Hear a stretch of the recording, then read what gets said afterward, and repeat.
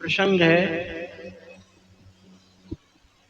मनवंतर, मनवंतरों का वर्णन। यह अष्टम स्कंद है। ये मनवंतर क्या है? मनु काल, कार्यकाल। जैसे भारतवर्ष में जो प्रशासन चल रहा है, इसमें पंचवर्षीय योजना होती है। 5 वर्ष का काल होता है? प्रधानमंत्री, राष्ट्रपति सब बदल जाते हैं। मुख्यमंत्री, एक क्षेत्र का मुख्यमंत्री, और उसके साथ में राज्यपाल होता है और मंत्रिमंडल होता है। ऐसे ही एक मनवंतर काल में एक मनु, इंद्र और सप्तऋषि, और एक मनवंतर के बाद ये सब बदल जाते हैं। ये मनवंतर कितना समय है? ब्रह्मा जी का एक दिन एक कल्प कहलाता है। एक कल्प माने 1000 चतुर्युगी। चतुर्युगी माने सतयुग, त्रेता, द्वापर, कलयुग। एक चारों बीत गए, एक चतुर्युगी। ऐसे 1000 चतुर्युगी बीत जाती है तो ब्रह्मा का एक कल्प, उसमें 14 मनवंतर बीत जाते हैं। तो 1000 में 14 का भाग दे दीजिए तो एक मनु का काल निकल आता है। वो कितना होता है? लगभग 71 चतुर्युगी से कुछ आगे, 72 से कम। इतना काल, कार्यकाल एक मनु का होता है। सबसे पहले मनु, जब सृष्टि प्रारंभ हुई तो सबसे पहले मनु हुए स्वयंभू मनु, महारानी शतरूपा जी। दूसरे हुए स्वारोचिष मनु। तीसरे हुए प्रियव्रत जी के पुत्र उत्तम मनु। चौथे हुए प्रियव्रत जी के ही पुत्र, प्रियव्रत जी के 3 पुत्र मनु हुए। प्रभाव है तामस मनु। इन तामस मनु के काल में हरिमेधा ऋषि की हरणी नाम की पत्नी से भगवान का प्रकट हुआ और भगवान का नाम हुआ हरि। इस भगवान हरि के समय में गजेंद्र मोक्ष की कथा आती है। एक हाथी था, सरोवर में पानी पीने गया, उसका परिवार भी था, हथनी थी, बच्चे थे, सब लेकर तैर रहे थे, पानी पी रहे थे। उसी में एक बड़ा भयंकर ग्राह आया और उस गजेंद्र का पैर, हाथी का पैर पकड़ ले, घसीट करके ले गया पानी में। वो बाहर खींच कर निकाल करके आया। हाथी नहीं, साथ में जो बच्चे थे, हाथी थे, सबने जोर लगाया, निकाल बाहर किया, लेकिन वो ग्राह इतना बलवान था, घसीट कर फिर ले गया जाकर के। भयंकर युद्ध होता रहा, पानी में जाना, फिर खींच के बाहर लाना। ये क्रम चला तो 1000 वर्ष तक चला। जितने साथ के परिवार के लोग थे सब छोड़ छाड़ के भागे, बोले अब नहीं बचेगा, अब हम क्या करें, कहाँ तक मरे इसके साथ। 1000 वर्ष बीत गया है। तब जाकर उस गजेंद्र ने देखा कि हमारी शक्ति भी कम हो गई और हमारे साथी सब छोड़ के भाग गए। तो हम पहले, हम जब सब साथी थे तब हम नहीं बच पाए, अब हम कहाँ से बचेंगे, अब तो हम जाएंगे ही जाएंगे। उसने पूर्व जन्म में भगवान की आराधना की थी, वो स्मरण आया। जब कोई साथ नहीं देवे उस समय परमात्मा साथ देता है। भगवान को याद किया और भगवान को याद किया था कि भगवान आ गए गरुड़ पर आरूढ़ होकर के। नहीं, गरुड़ पर आरूढ़ होकर के नहीं है, पांव पर आगे भाग करके आए, चक्र से ग्राह की गर्दन को काट दिया और गजेंद्र को बाहर निकाल लिया जा करके। क्यों? 1000 वर्ष बीत गया, उसके पहले ही भगवान आ गए होते हैं, रक्षा कर ली होती। बोले हाँ, उसका कारण है। कारण क्या है?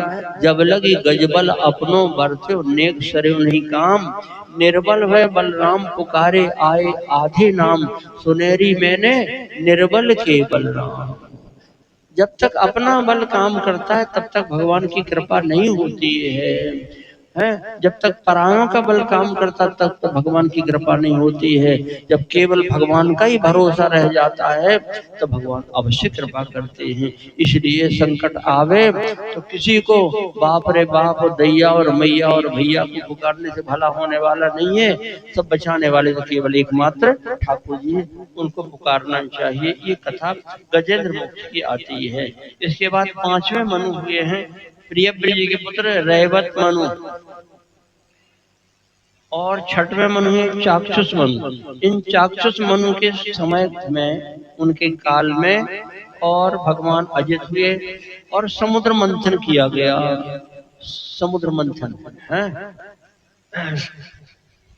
देवता परेशान हो जाते, दैत्य लोग आक्रमण कर देते थे, भगवान की शरण में गए तो भगवान ने कहा उन देवताओं से कि तुम समुद्र का मंथन करो, और मंथन करो तो अमृत निकलेगा, और अमृत पी जाओगे तो फिर तुम अमर हो जाओ, कोई तुमको मार नहीं पाएगा।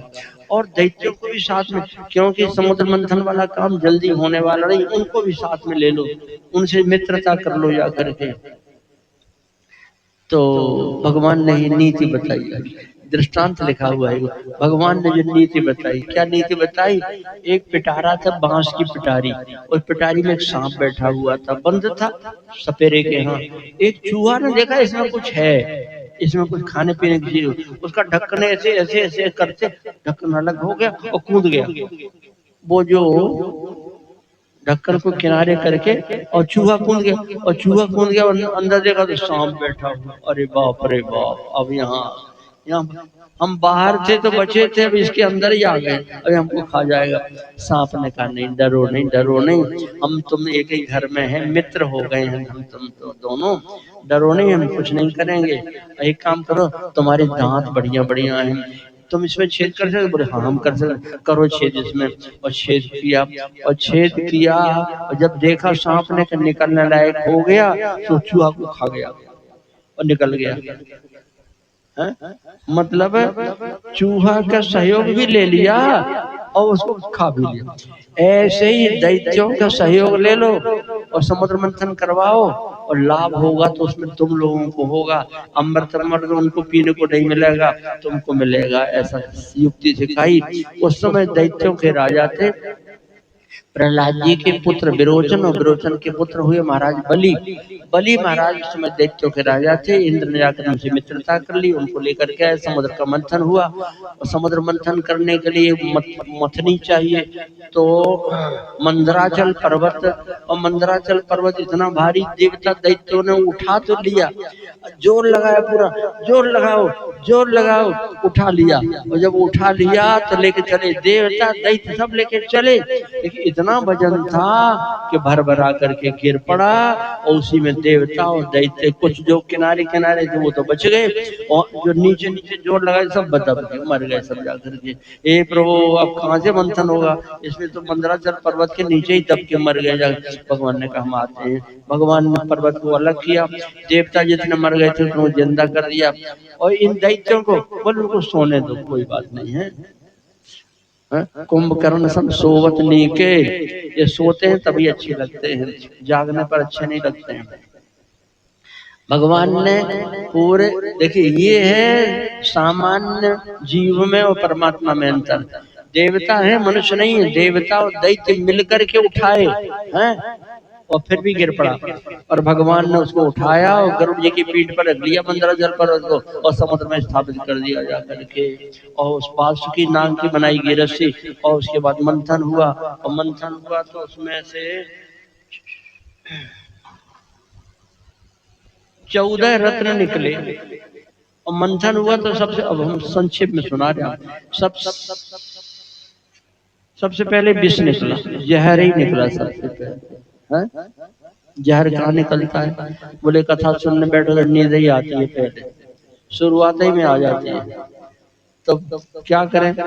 तो भगवान भोले बाबा से प्रार्थना की, और भोले बाबा ने जहर को अपने कंठ में रख लिया, यहाँ रख लिया, कंठ नीला पड़ गया, और भोले बाबा का नाम पड़ गया। क्या नाम पड़ गया? नीलकंठ भगवान। बोलिए शंकर भगवान की जय हो।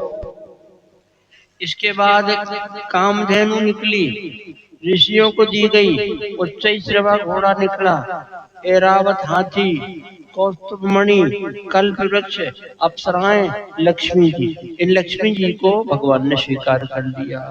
भगवान याचना करने नहीं आए, भगवान तो बैठे थे। लक्ष्मी जी ने देखा कि सब हमको चाहते हैं, कि हमको चाहते हैं, मैं मिलने वाली नहीं हूँ, जो मुझको नहीं चाहते मैं उन्हीं को खोज रही हूँ। देखा तो भगवान पीठ देकर बैठे थे। लक्ष्मी जी ने गले में जयमाला पहना दी। बोलिए लक्ष्मी नारायण भगवान की जय हो। उसके बाद में फिर वारुणी मुद्रा निकली, दैत्यों को दी गई और अंत में निकला अमृत। अमृत धन्वंतरी भगवान लेकर के निकले, अमृत को लेकर निकले और दैत्यों ने, राक्षसों ने छीन लिया। आगे चल करके सीताम अमृत छीन लिया तो देवता बहुत उदास हो गए, इतना परिश्रम किया अमृत इनके हाथ। तो भगवान ने एक अवतार लिया। कौन सा अवतार? मोहिनी अवतार। और मोहिनी अवतार से अपने रूप सौंदर्य से लुभा करके वो अमृत दैत्यों से ले लिया। ले लिया, कहा बैठ जाओ, सबको पिलाते हैं जाकर, जो मैं करूं उसको मानोगे? हम मानेंगे महारानी जी, आपकी बात नहीं मानेंगे तो कहाँ रहेंगे हम जाकर के। ठीक है, तो फिर भगवान ने मोहिनी अवतार लेकर के देवताओं को तो अमृत पिला दिया और दैत्यों को ठेंगा दिखा दिया जाकर के।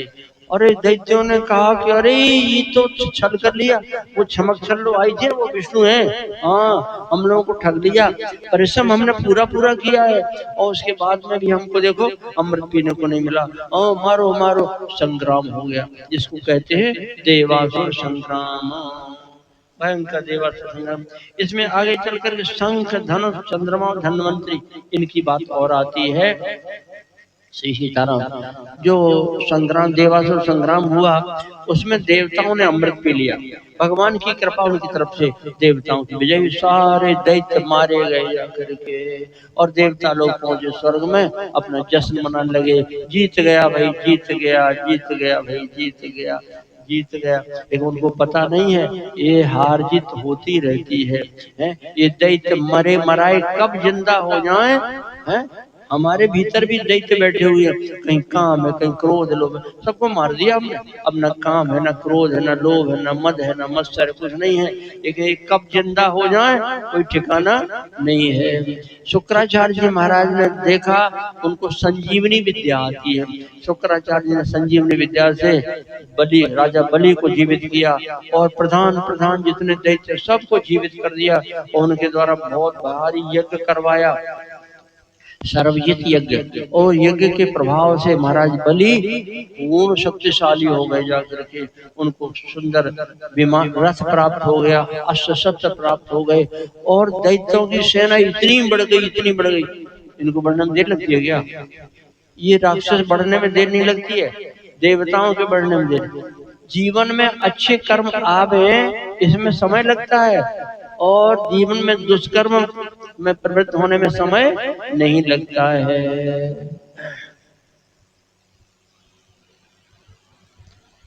जब महाराज बलि फिर से शक्तिशाली हो गए, शुक्राचार्य जी ने कहा जाओ आक्रमण करो और महाराज बलि ने दैत्यों की सेना लेकर के स्वर्ग पर आक्रमण कर घेर लिया अमरावती को।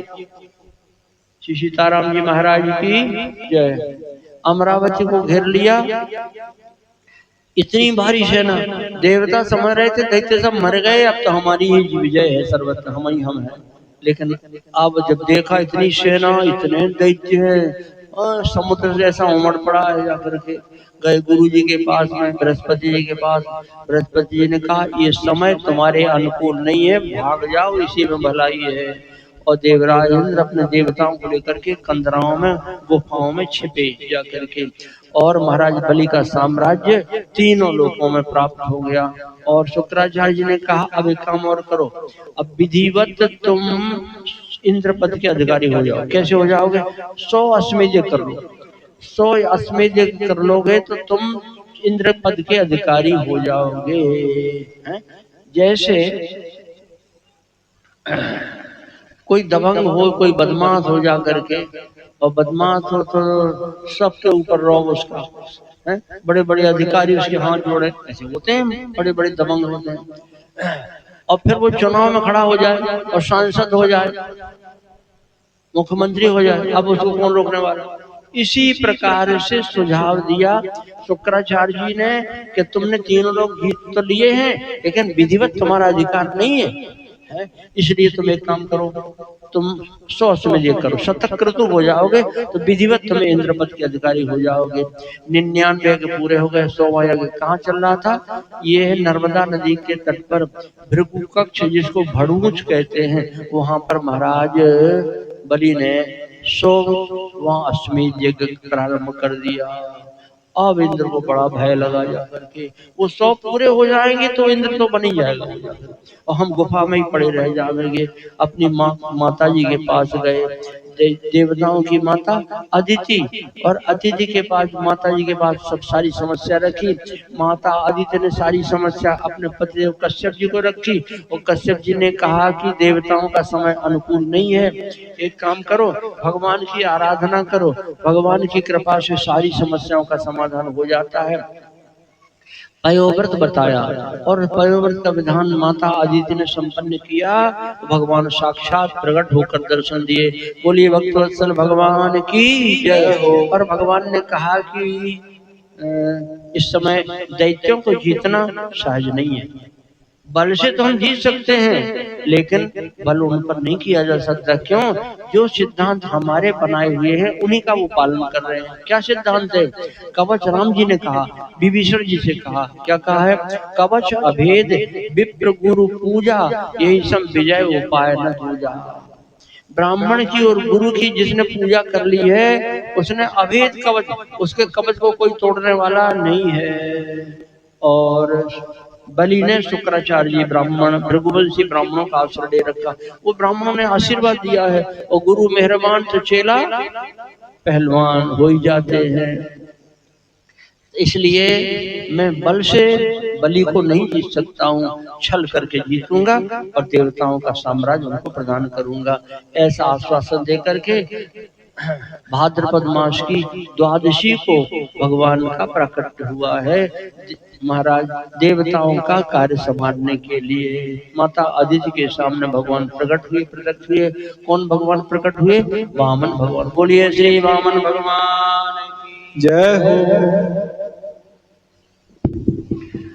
वामन भगवान जब प्रकट हुए सब देवताओं ने समझ लिया ये हमारा कार्य करने के लिए आए हैं। देवताओं ने और भगवान का विधिवत अभिषेक किया।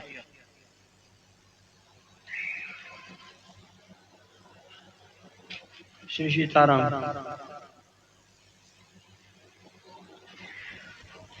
श्री वामन भगवान का यज्ञोपवीत संस्कार करवाया गया और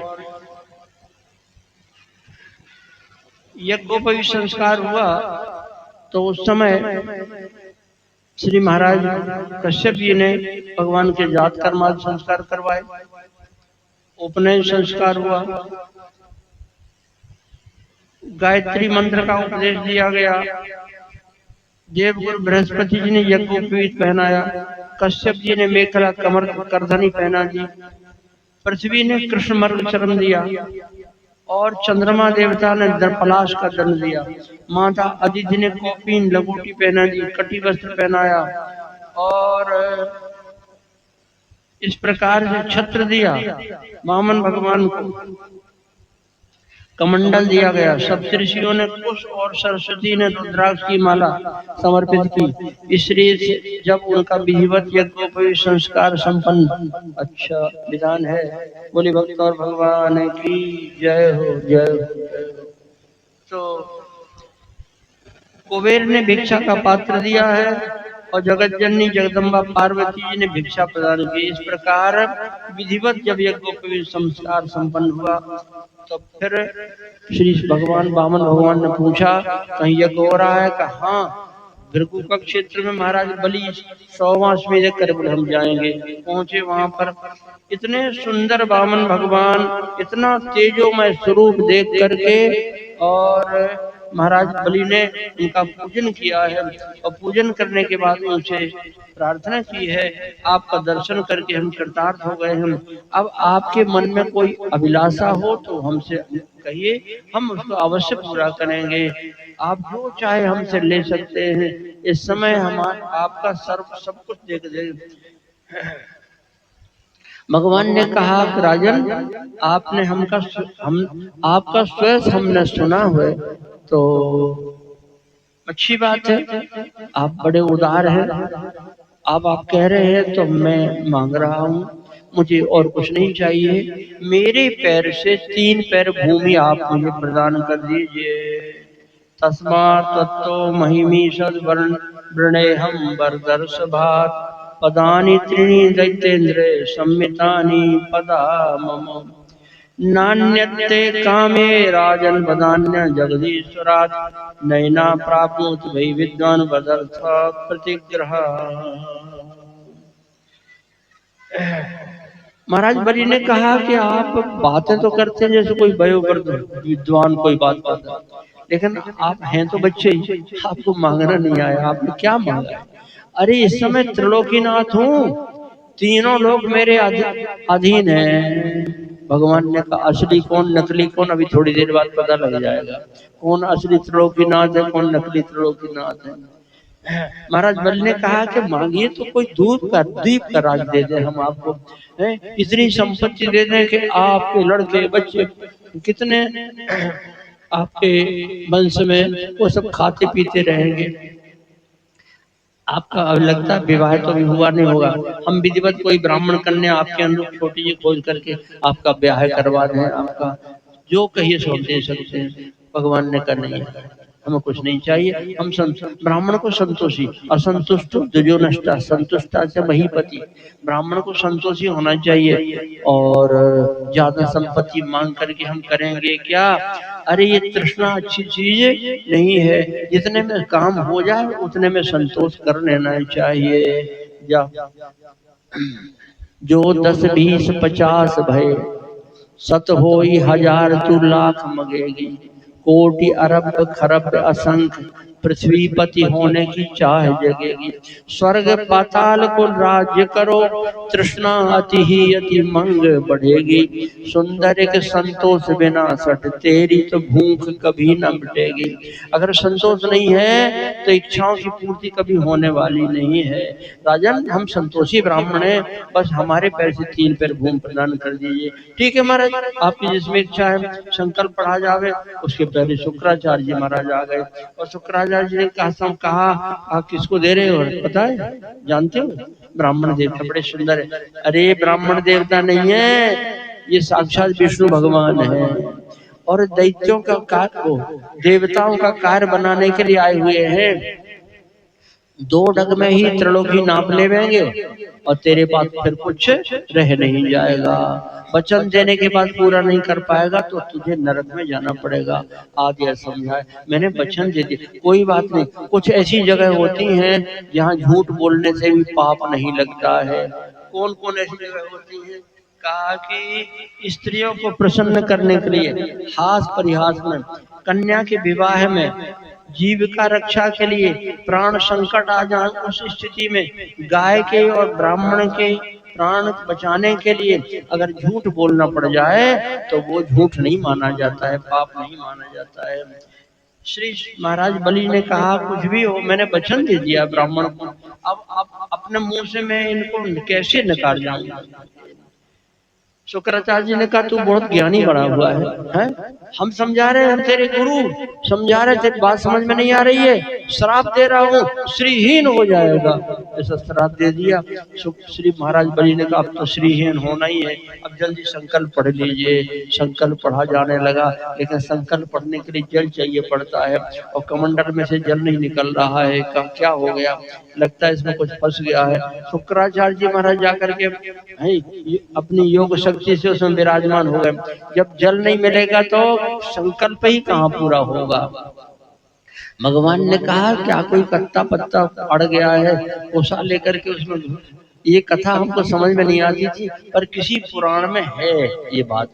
तो श्री भगवान ने एक कोसा लेकर के उसके अंदर डाली और शुक्राचार्य जी के एक आंख गई और भागे। शुक्राचार्य जी अब बैठे रहेंगे तो दूसरी ओर चली जाएगी जाकर के।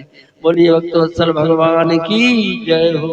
तब जाकर के भगवान ने संकल्प किया और जैसे महाराज बलि ने 3 पैर भूमि का दान किया, भगवान ने विराट स्वरूप धारण कर लिया और 2 डग में ही त्रिलोकी नाप ली। तीसरा पैर रखने के लिए अब कहाँ जगह है तेरे पास में? उस समय श्री जामवंत जी महाराज ने 2 घड़ी के भीतर 7 परिक्रमा लगा दी भगवान की। बोलिए जामवंत जी महाराज की जय हो। ब्रह्मा जी महाराज ने प्रार्थना की, समझ लिया कि ठाकुर जी का चरण है, प्रार्थना सरकार थोड़ी सी देर रोक दिया जाए। भगवान का चरण रुक गया और ब्रह्मा जी महाराज ने भगवान के चरण को धोया, लेकिन चरण धोने के लिए इतना जल ही नहीं था ब्रह्मा जी के पास में। चरण नहीं धो पाए हैं तो अंगूठा ही धो लिया जाए, अंगूठा भी पूरा नहीं धो पाए, केवल नख का भाग को ही धो पाए हैं, जिससे गंगा मैया की उत्पत्ति हुई। नख निर्गता मुनि बंदता त्रैलोक पावन सुरसरी, वही कमंडल में चरणामृत रख दिया वामन भगवान का, वही गंगा मैया हुई है। बोलिए गंगा मैया की जय हो। महाराज बलि से भगवान ने डांट करके कहा, बड़ा त्रिलोकीनाथ बना हुआ था, अब 2 डग में त्रिलोकीनाथ ने तीसरा पैर कहाँ रखे? बोल। बलि महाराज ने कहा, महाराज मैं आपको निराश नहीं करूंगा, आप अपना तीसरा चरण मेरे सिर पर रख लीजिए। और भगवान ने अपना चरण महाराज बलि के सिर पर जैसे ही रखा है, देवताओं ने भी आकाश से पुष्पों की वर्षा करते जय जयकार की है। बोलिए बलि महाराज की जय हो, बोलिए वामन भगवान की जय हो। प्रहलाद जी महाराज आए और प्रहलाद जी ने कहा कि प्रभु ये संपत्ति आपकी दी हुई, ये त्रिलोकी की संपत्ति आपकी दी हुई, मुझे आपने दैत्यराज के सिंहासन पर मुझे बैठाया है, वही साम्राज्य है, आपने दिया तो बढ़िया और आप ले रहे तो भी बढ़िया, क्योंकि आप जो करते हैं उससे भक्तों का भला ही होता है। ब्रह्मा जी ने कहा कि प्रभु अगर कोई तुलसी दल फल फूल जल चढ़ा देता है तो आप प्रसन्न हो जाते हैं। इस बलि ने तो अपना सर्वात्म समर्पण कर दिया, सब कुछ चढ़ा दिया, फिर भी ये बंधन में है। भगवान ने कहा जिस बंधन में बलि बंधा है वो खुल जाएगा, वो छूट जाएगा, लेकिन बलि ने प्रेम के बंधन में जो मुझे बांध लिया है, ये बंधन तो कभी खुलने वाला नहीं है। पंडित जी जब बांधते हैं ना कलावा हाथ में तो पढ़ते हैं, एन बद्धो बलि राजा दानवेंद्र महाबला तेन त्वाम प्रतिवदनामि रक्षे माचल माचल, ऐसा मंत्र पढ़ा जाता है। तो उस समय श्री बलि जी की धर्मपत्नियां, उनका नाम विंध्यावली, और विंध्यावली ने आकर के भगवान के चरणों में प्रणाम किया, प्रभु आपने इनको बांध लिया ना वरुण पास में, भगवान ने आज्ञा देकर के वरुण पास में बंधवा लिया था महाराज बलि को। विंध्यावली ने कहा कि आपने जो इनको बांध लिया है अच्छा काम किया, ठीक किया, ये त्रिलोकीनाथ बने हुए थे झूठ मूठ के हैं, और आपने इनका अहंकार दूर करके इनको सुझा दिया है कि गद्दी तो भगवान की है, श्रीपति भूपति आप हैं, लक्ष्मीपति हैं आप, बीच आए स्वामी बने तो क्यों ना सहे संताप है, संपत्ति आपकी, ये बीच में ही बैठ गए कि हम त्रिलोकीनाथ हैं, आपने ठीक किया, अच्छा किया जो इनको बांध दिया है। भगवान ने महाराज बलि का बंधन खुलवाया और कहा आप जाइए, आप सुतल लोक में निवास करेंगे और आपका अनिष्ट करने की किसी में सामर्थ्य नहीं है, आपके प्रतिकूल कोई व्यवहार करेगा मेरे चक्र के द्वारा उसके टुकड़े टुकड़े हो जाएंगे, और सर्वत्र आपके द्वार पर मैं आपकी रक्षा करूंगा, पहरा दूंगा। श्री शुक्राचार्य जी महाराज से कहा आपके यजमान का यज्ञ हो रहा था, हमने बखेड़ा कर दिया बीच में आकर के, आप यज्ञ पूर्ण करवा लीजिए, क्योंकि यज्ञ में जो त्रुटियां हो जाती हैं वो ब्राह्मण की प्रसन्नता से पूरी हो जाती है। शुक्राचार्य जी ने कहा सरकार ब्राह्मण तो पीछे हैं, आप यहाँ खड़े हैं, मंत्र तत्छिद्र देश कालार वस्तुता सर्वम करोति निश्चिद्रम नाम संकीर्तनम, तब आपके नाम का कीर्तन कर लिया जाए तो सारे यज्ञ के छिद्र बंद हो जाते हैं, सब सुधर जाते हैं। आप स्वयं खड़े हुए हैं सरकार यहाँ पर, अब इस यज्ञ में कहाँ कौन बाकी रह गया है, फिर भी आपकी आज्ञा है। शुक्राचार्य जी यज्ञ संपन्न करवाया और महाराज बलि सुतल लोक में जाकर के निवास करते हैं। चले बांधने बलि प्रभु बंधे आप थे हेत, चले बांधने बलि प्रभु बंधे आप थे हेत, गदा पाणी प्रभु द्वार पर अजहू दर्शन देत। बोलिए श्री वामन भगवान की जय हो। त्रिलोकी की संपत्ति भगवान ने देवताओं को दी, देवता अदिति माता जी के बालक हैं, सब देवता उनके पुत्र हैं, और भगवान भी अदिति माता के पुत्र हैं।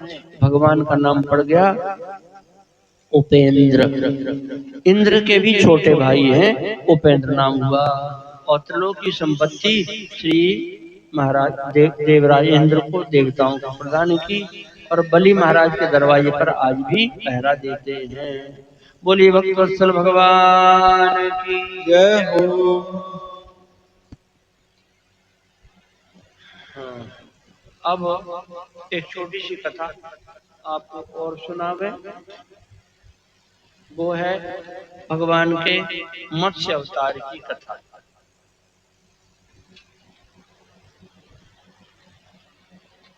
परीक्षित जी ने सुखदेव जी महाराज